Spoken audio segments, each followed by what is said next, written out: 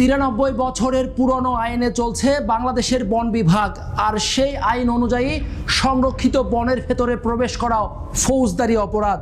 অথচ চেরাগে বন্দি বাধ্যানুগত জিনের মতোই বনের কিছু অসাধু কর্মকর্তাদের সহযোগিতায় বন কেটে উজাড়, অবৈধ স্থাপনা নির্মাণ এবং রাতের আধারে মাটি কেটে বন ধ্বংস করে বন ও ভূমিদস্যুদের ইচ্ছা পূরণ করা হচ্ছে প্রতিনিয়ত।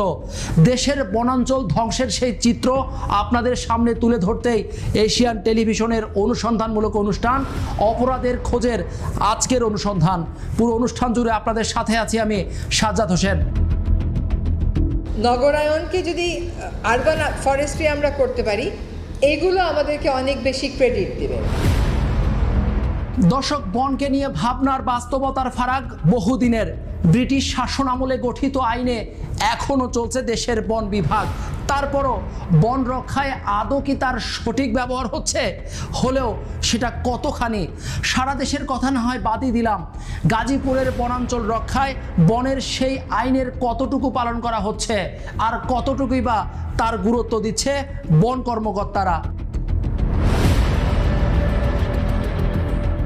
দেশের প্রচলিত বন আইন গঠিত হয় 1927 সালে। 93 বছরের পুরানো সেই আইনে সংরক্ষিত বনের ভিতরে প্রবেশ করাও ফৌজদারি অপরাধ বলে উল্লেখ করা হয়েছে, যদিও তা পরবর্তীতে 2000 সালে সংশোধন করা হয়। তারপরও প্রতিদিনই উজাড় হচ্ছে বন।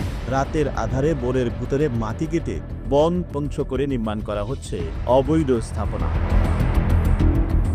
রক্ষক নামের ভক্ষক অসাধু বন কর্মকর্তাদের প্রত্যক্ষ সহযোগিতায় গণ ও ভূমিদস্যুরা বন ধ্বংসে এমন প্রতিযোগিতায় নেমেছে। দেশের বৃহত্তম বনাঞ্চল গাজীপুরের বন ধ্বংসের পেছনের চিত্র তুলে ধরতেই অনুসন্ধানী টিম অপরাধের খোঁজ এবার হাজির হয় গাজীপুর জেলায়। পাখির চোখে দেখা যায় বনের গভীরে লোকচক্ষুর অগোচরেই গড়ে উঠেছে শত শত কারখানা আর হাজারো বসতবাড়ি। চলছে আরও নতুন বসতি নির্মাণের কাজও।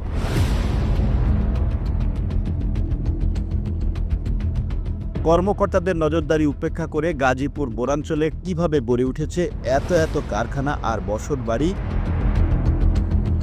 বন্যপ্রাণী ও প্রকৃতি সংরক্ষণ বিভাগ ঢাকার গাজীপুর ভাওয়াল রেঞ্জের পশ্চিম বিটের আওতাধীন নয়নপুর বড়ইতলী এলাকা। বনের গাছ কেটে অবৈধভাবে নির্মাণ করা হচ্ছে স্থাপনা, আর সেই অপকর্ম করছে শাহাবুল ইসলাম নামের এক ব্যক্তি।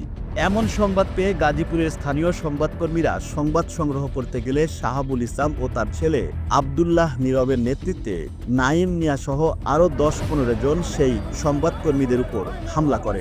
সন্ত্রাসীদের হামলার শিকার সেই সংবাদকর্মীদের সাথে কথা বলে অনুসন্ধানী টিম। বনের জায়গায় গাছ কেটে বহুতল ভবন নির্মাণ করছে, এরকম একটি অভিযোগ আমরা পেয়ে আমাদের অত্র প্রেস ক্লাবের 4 জন সহকর্মী আমরা ঘটনাস্থলে যাই।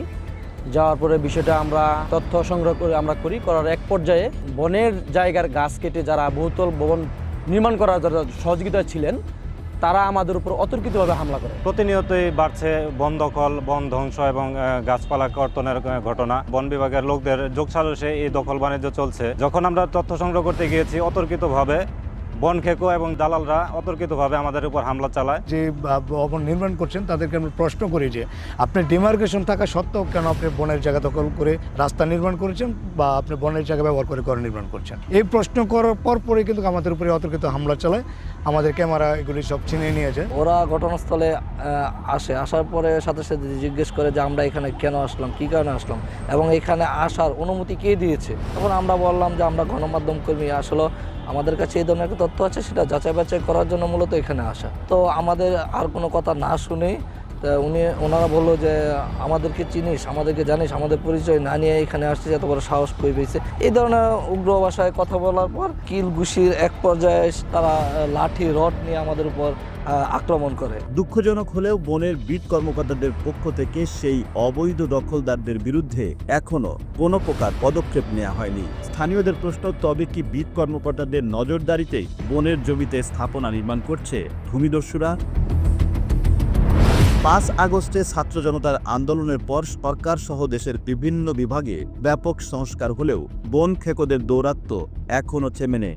আইনের তোয়াক্কা না করে আবারও শুরু হয়েছে বন দখলের মহা উৎসব। স্থানীয়দের অভিযোগ, বন বিভাগের অসাধু কর্মকর্তাদের পকেটে ঢুকছে মোটা অঙ্কের টাকা, আর সেই টাকার বিনিময়ে ভূমিদস্যুরা রাতারাতি বনের জমিতে গড়ে তুলছে শত শত বসত বাড়ি আর অবৈধ স্থাপনা।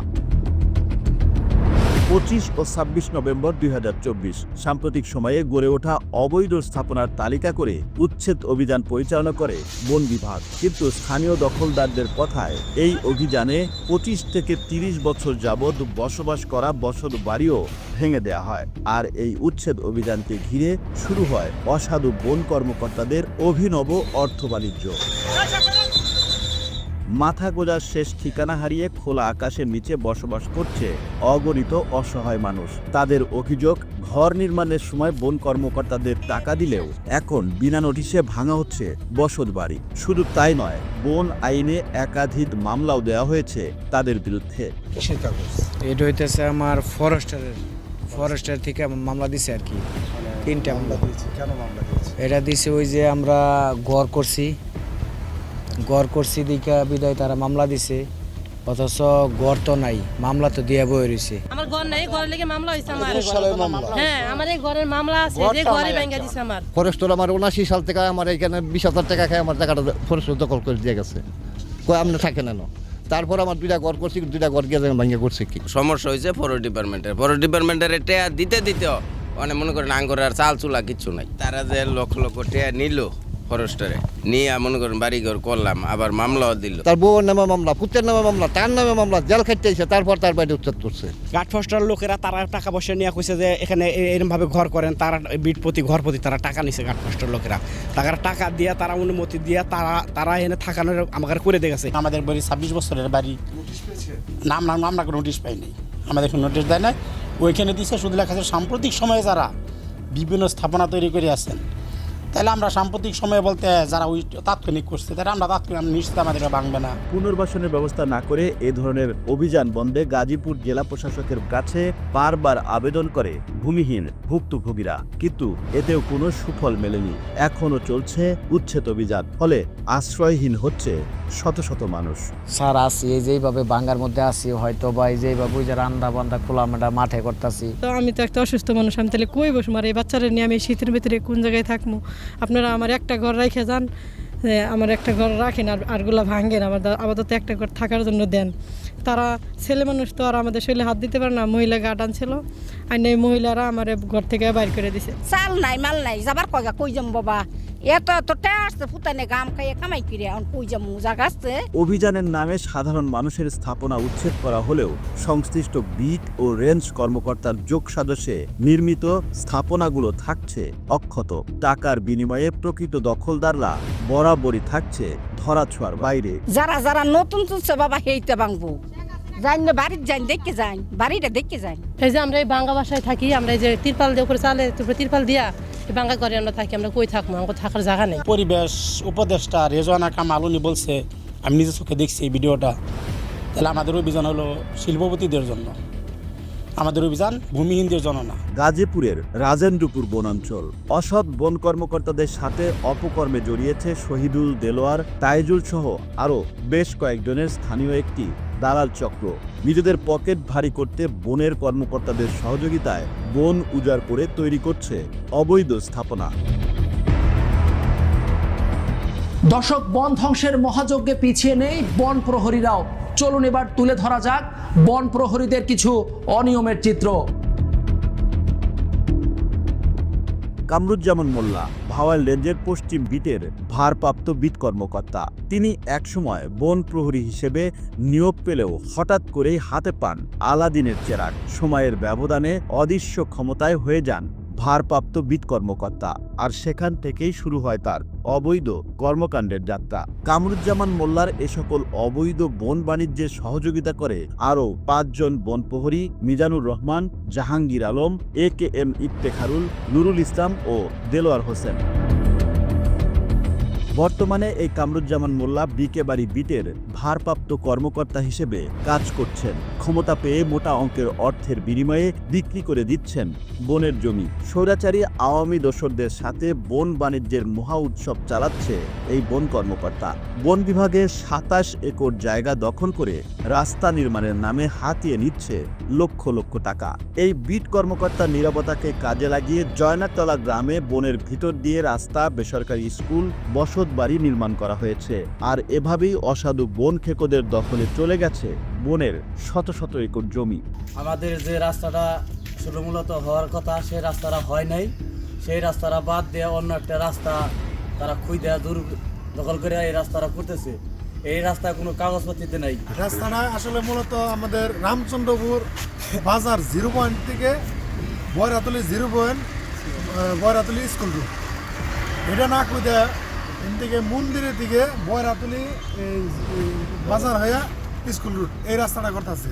এই রাস্তায় চলাচল রাস্তায় খুবই কম মানুষের। 12 মার্চ 2025 বন বিভাগ কামরুজ্জামান মোল্লাকে বিকে বাড়ি বিট থেকে ঢাকা রেঞ্জের বিরুলিয়া ক্যাম্পে বদলির নোটিশ জারি করে। কিন্তু 2 মাস অতিক্রম হয়ে গেলেও স্থানান্তর হননি তিনি, যোগদানও করেননি নতুন কর্মস্থলেও। এই সকল অবৈধ বন বাণিজ্য ও বন সংরক্ষণের বিষয়ে অপরাধের খোঁজ টিম কথা বলার চেষ্টা করে বন্যপ্রাণী ব্যবস্থাপনা ও প্রকৃতি সংরক্ষণের বিভাগীয় বন কর্মকর্তা শারমিন আক্তারের সাথে, কিন্তু তিনি ক্যামেরার সামনে কথা বলতে রাজি নন। গোপন ক্যামেরায় উঠে আসে তার বক্তব্যের কিছু অংশ। চেহারা ভালো দেখা যাচ্ছে না, এখন আর আমি এইসব দিব না। আপনাদের যদি কোনো কিছু প্রচার করতে ইচ্ছা করে আপনারা প্রচার করতেই পারেন। বিভাগীয় বন কর্মকর্তা শারমিন আক্তারের কার্যালয়ে গিয়ে অনুসন্ধানের মোড় ঘুরে যায়। কেঁচো খুঁড়তেই বেরিয়ে আসে বিষধর সাপ। অনুসন্ধানে জানা যায় বন বিভাগের অধিকাংশ অর্থই চলে যায় বিভাগীয় বন কর্মকর্তা শারমিন আক্তারের ঝুলিতে। এছাড়া এই টাকার ভাগ এসিএফ এনামুল হক, ভাওয়াল রেঞ্জের কর্মকর্তা শহীদুল ইসলাম এবং পার্ক রেঞ্জের কর্মকর্তা শাকেরা আক্তার শিমুও পেয়ে থাকেন। সরকার যাদের বন সংরক্ষণে নিয়োগ দিয়েছে তাদের হাত ধরেই আজ উজাড় হচ্ছে বন। অন্যদিকে অসহায় মানুষদের বসতবাড়ি ও স্থাপনায় উচ্ছেদ অভিযান পরিচালনার জন্য ব্যয় মেটাতে অসৎ উপায়ে অর্থ যোগান দিতে অন্য বন কর্মকর্তাদের চাকরি হারানোর ভয় দেখাতো বনের বিভাগীয় প্রধান, এসিএফ এবং ক্ষমতাধর রেঞ্জ কর্মকর্তারা। দর্শক, বন্যপ্রাণী ব্যবস্থাপনা ও প্রকৃতি সংরক্ষণ বিভাগের পর কালিয়াকৈর রেঞ্জের অনিয়ম সম্পর্কে জানব, তবে একটা বিজ্ঞাপন বিরতির পর। সাথে থাকুন। স্বাগত অপরাধের খোঁজে ঢাকা বন বিভাগের কালিয়াকৈর রেঞ্জেও কিন্তু অনিয়মের অন্ত নেই। বনের পরতে পরতে অপরাধ আর বন খেকোদের দৌরাত্ম্য। বনকে ঘিরে রয়েছে ক্ষমতার রাজনীতির অপচর্চা। কালিয়াকৈর রেঞ্জের বারৈপাড়া বিট কর্মকর্তা মহিদুর রহমান জয়, তার বিরুদ্ধে অভিযোগ বারৈপাড়ার বাসিন্দা অঞ্জনা আক্তার বাবলির সঙ্গে বন বিভাগের জমি ও নির্মাণ সংক্রান্ত বিষয় নিয়ে বিরোধের সৃষ্টি হয়। আর সেই বিরোধের জেরে বিট কর্মকর্তা জয় ও তার সহযোগী বন প্রহরী নূর আহমদ বাবলিকে বাড়ি ভেঙে ফেলার এবং মামলার হুমকি দিয়ে মোটা অঙ্কের অর্থ দাবি করে। এছাড়া শ্লীলতাহানির চেষ্টা ও ক্ষমতা অপব্যবহারের অভিযোগও উঠে আসে এই কর্মকর্তাদের বিরুদ্ধে। আমারে একটা খারাপ প্রস্তাব করছিল, আমি তাতে রাজি হই নাই, কিন্তু সে আমার বলতেছে তারে আমার সময় দিতে হবে, আর নাহলে বাকি 3 লাখ টাকা আমারে দিতে হবে। এই জন্য আমার ঘরে এইভাবে আছে এখন। হ্যালো, হ্যাঁ আসবো নাকি? আসবো এখন তো এই জায়গায় মানে রিপোর্টটা দেখামো, ডাক্তার দেখামো, তারপরে না দেখাইলে আমার লস না। কয় টাকা দিচ্ছ? 750 টাকা ভিজিট। ভুক্তভোগী সেই নারী অঞ্জনা আক্তার বাবলি বিষয়টি নিয়ে বন কর্মকর্তা মহিদুর রহমান জয় ও তার 2 সহযোগীর বিরুদ্ধে গাজীপুর বিজ্ঞ নারী ও শিশু নির্যাতন দমন বিশেষ ট্রাইব্যুনালে একটি মামলা দায়ের করেন, যার মামলা নাম্বার 8225। মামলার পর বিট কর্মকর্তা মহিদুর রহমান জয় নিজেকে অভিযোগ মুক্ত করতে উঠে পড়ে লাগে। ফিল্মি স্টাইলে বনের জমিতে বসবাস করা সাধারণ মানুষদের কাছ থেকে উচ্ছেদের ভয় দেখিয়ে অঞ্জনা আক্তারের বিরুদ্ধে বন স্বাক্ষর গ্রহণ করে। আর মাঠ পর্যায়ে যা দায়িত্ব পালন করে বনের দালাল রুবেল ও আওয়ামী লীগ নেতা বজলু। অনেকেই করছে সেই সাহসে। আর আমার এখানে পুরানো ঘর ছিল, এটা আমি হচ্ছে মেরামত করছি, কিন্তু ওদের টাকা দিছি, টাকা দিয়ে সবাই যেভাবে করে আমিও সেভাবে করছি। 5 জুন 2024 সালে দুর্নীতিবাজ এই কর্মকর্তা বারুইপাড়া বিটের কবিরপুর মৌজার বনের 843 সিএস দাগের 2.5 একর জমি টাকা খেয়ে তাকসিনা কাকুলি চৌধুরী নামের এক নারীকে দখলের সুযোগ করে দেয়। এখনও দখলকৃত বন বিভাগের সেই জমিতে ঝুলছে তাকসিনা কাকুলি চৌধুরীর মালিকানা দাবি করা সাইনবোর্ড। আর এর বলেই 16 মার্চ 2025 তারিখে 23টি আকাশমণি গাছ কেটে দিয়ে যায় বনদস্যু কাকুলি চৌধুরী। এছাড়া বারুইপাড়া মৌজার উলুছাড়ায় শাহিন স্বর্ণকার নামের এক ব্যক্তি গাছ কেটে বনের জমি দখল করে গৃহ নির্মাণ করেছে, আর টাকার বিনিময়ে তাকে সরাসরি সহযোগিতা করেছে বিট কর্মকর্তা মহিদুর রহমান জয় ও বন প্রহরী নূর আহমেদ। যার বিরুদ্ধে এত অনিয়ম দুর্নীতির অভিযোগ, সেই বিট কর্মকর্তা মহিদুর রহমান জয়ের মুখোমুখি হতে চায় অপরাধের খোঁজ। অনুসন্ধানী টিমের উপস্থিতি টের পেয়ে আড়ালে চলে যায় মহিদুর রহমান। পরপর 3 দিন তার খোঁজে অফিসে গেলেও সম্মুখে আসেনি এই বিট কর্মকর্তা। তার মুঠো কোণে কল করলে নানা অজুহাতে কথা বলতে অস্বীকৃতি জানান তিনি। আমি এশিয়ান টিভি থেকে রাজু আহমেদ বলছিলাম।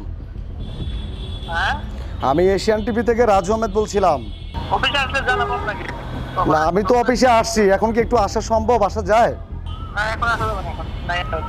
দুর্নীতির মুখোশ উন্মোচনে এবার অপরাধের খোঁজ টিম কথা বলতে চায় কালিয়াকৈর রেঞ্জের কর্মকর্তা শহীদুল হাসান শাকিলের সাথে, কিন্তু তিনি নানা বাহানায় কথা বলতে অস্বীকৃতি জানান।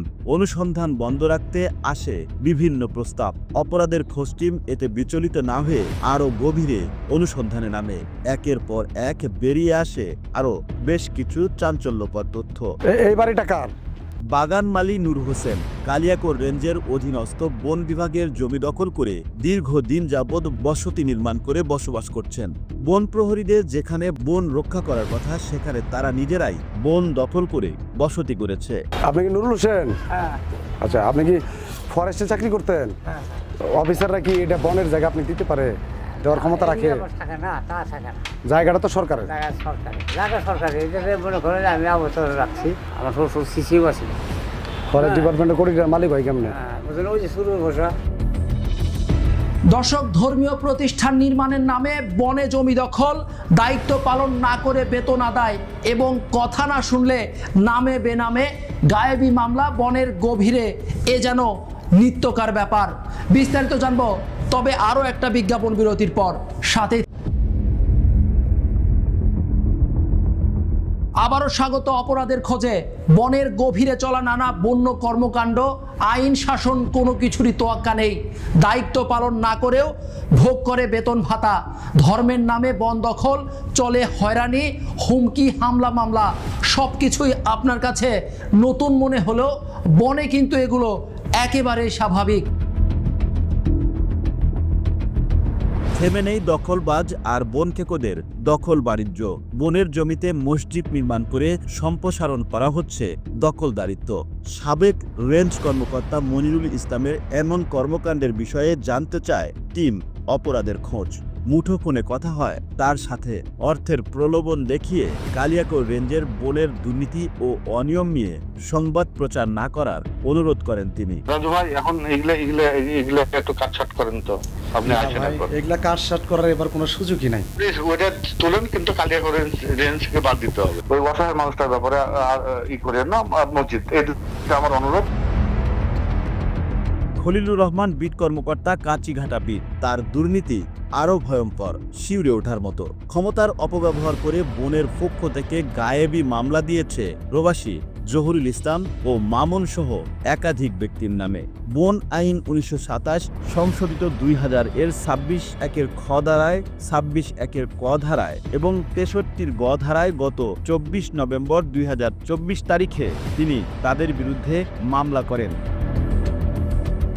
মামলায় উল্লেখ করেন গত 6 আগস্ট 2024 তারিখে দুপুর আনুমানিক 12টা 30 মিনিটে সরকারি সংরক্ষিত বনভূমিতে অবৈধভাবে প্রবেশ করে জহুরুল ইসলাম বনের গাছ কাটেন এবং আসামি মামুন মিয়া কেটে রাখা গাছ কাঁধে করে নিয়ে যান। অথচ মামলায় উল্লেখিত ব্যক্তিরা দীর্ঘদিন ধরে প্রবাসে আছেন। ভুক্তভোগীদের সাথে কথা বলে জানা যায় বিট কর্মকর্তা খলিলুর রহমান তাদের ভয়ভীতি দেখিয়ে অর্থ আদায় করতেন আর তার বিরুদ্ধে মুখ খুললেই দিতেন গায়েবী মামলা। দেশে আসার পরে শুনলাম আমার নামে অলরেডি এক মামলা হয়ে গেছে। 6/8/2024 3 তারিখে আমার নামে মামলা রুজু হয়েছে। তারপরে আমি পাসপোর্ট নিয়ে আমার লয়ারের কাছে গেলাম। যাওয়ার পরে উনি আমারে বললো, তো আপনি তো দেশে আসার 33 দিন আগে আপনার নামে মামলা হয়েছে, এটা কিভাবে সম্ভব? এখানে আমি কোনো যুক্তিই দেখি না, এগুলা মূলত শত্রুতা সুলভভাবেই করছে। ফরেস্ট ডিপার্টমেন্ট নিজেদের পিঠ বাঁচানোর জন্য এগুলা করছে। বন সংরক্ষণ আইনে মামলা এবং মামলার কার্যকারিতা নিয়ে কথা হয় সুপ্রিম কোর্টের একজন আইনজীবীর সাথে। বন বিভাগের এই মামলা থেকেই একেবারে প্রত্যক্ষভাবে প্রমাণ হয় যে প্রায় 85% মামলা যে মিথ্যা, এই মামলাটার দৃষ্টান্ত হয়ে থাকবে। দর্শক, শুধু গাজীপুর, ভাওয়াল কিংবা কালিয়াকৈরি নয়, বন খেকোদের কালো থাবা থেকে রেহাই পাচ্ছে না সারা দেশের বনভূমি। পরিবেশের ভারসাম্য ঠিক রাখতে হলে সব মহল থেকেই বনের গুরুত্ব দিতে হবে, বনকে রাখতে হবে দখলমুক্ত। দর্শক, আজ বিদায় নেওয়ার সময় হয়েছে, তবে বনের ঊর্ধ্বতন কর্মকর্তা থেকে শুরু করে বনের বিট কর্মকর্তা ও বন্যপরীদের নিয়ে আমাদের অনুসন্ধান চলমান। দেখা হবে আগামী পর্বে নতুন কোনো অনুসন্ধানী তথ্য নিয়ে। ফরিদপুরে একাধিক মামলার আসামি শিকদার লিটনের নামে এক ভয়ঙ্কর প্রতারণার সন্ধান পেয়েছে এশিয়ান টেলিভিশনের অপরাধের খোঁজ টিম। নানা ধরনের প্রতারণা করে আসছিল মামলা বাণিজ্যে পারদর্শী শিকদার লিটন। সমাজে বিদ্যমান ব্যক্তিদের মিথ্যে মামলার ভয় দেখিয়ে অর্থ আদায়ের অভিযোগও রয়েছে তার বিরুদ্ধে। তাকে নিয়ে বিভিন্ন গণমাধ্যমে সংবাদ প্রচারিত হলেও তার প্রতারণার জাল থেকে যেন এখনো সাধারণ মানুষ রক্ষা পাচ্ছে না। খোঁজ নিয়ে জানা যায় শিকদার লিটন ফরিদপুরের আলমডাঙ্গা উপজেলার টগরবন্দ ইউনিয়নের আজমপুর গ্রামের সিদ্দিক শিকদারের ছেলে। এশিয়ান টেলিভিশনের অপরাধের খোঁজের আগামী পর্বে থাকছে তার সকল কর্মকাণ্ড নিয়ে বিশেষ প্রতিবেদন। অপরাধের খোঁজ, চোখ রাখুন প্রতি শনিবার সন্ধ্যা 6টা 35 শুধুমাত্র এশিয়ান টেলিভিশনের পর্দায়। তবে যাবার আগে বলে যাই, আপনার অনুসন্ধানী মনের পর্দা খোলা রাখুন। অন্যায়ের সাথে আপোষ নয়, প্রতিবাদ করুন। কোথাও কোনো অনিয়ম দেখলেই আমাদেরকে জানান। সবাই ভালো থাকবেন, সুস্থ থাকবেন। আল্লাহ হাফেজ।